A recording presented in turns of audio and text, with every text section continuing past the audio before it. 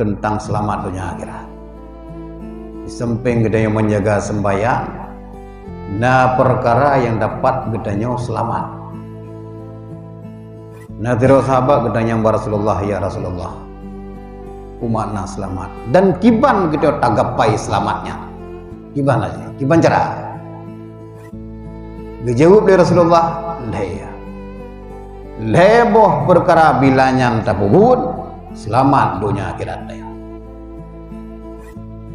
Yang pertama, jagalah perkataanmu.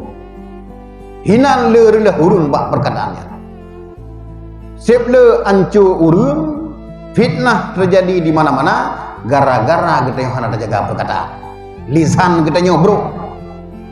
Wate tadu mangatat bahasa itu biak kita yang menyebabkan sakit hati kau. Menyotadu ngan urung limang rawa urung payah jaga perasaan urungnya. Biang kata suut jula labah kena yang buang galak. Nah bengeh di antara limangnya ada puai dia.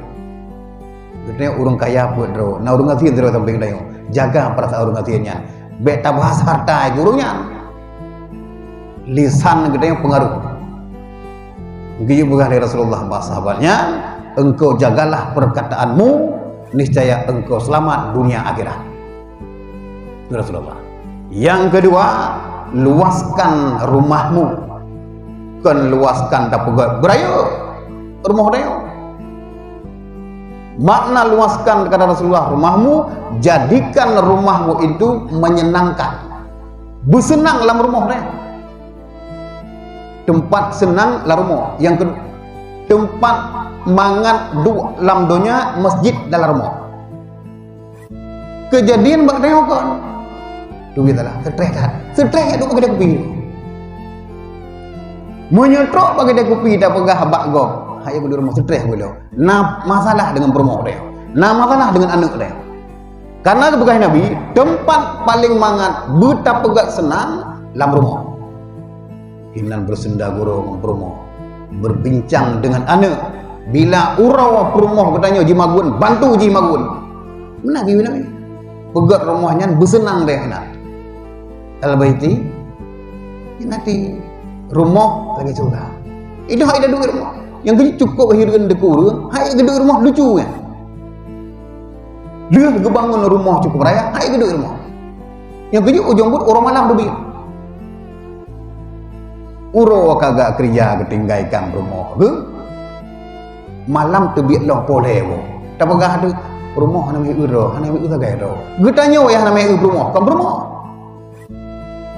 yang kerja baik Nabi luaskan rumahmu, jadikan rumahmu tempat yang menyenangkan.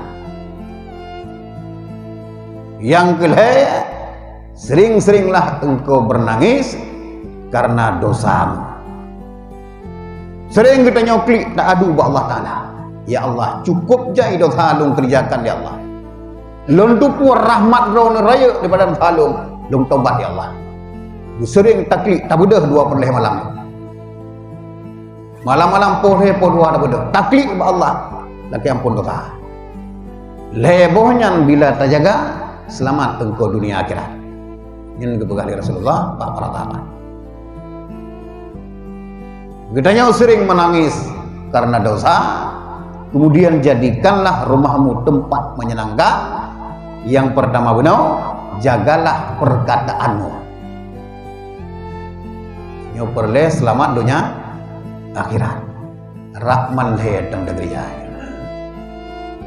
Lisan hana terjaga alik. Rumah hana dapat tempat yang paling mangat.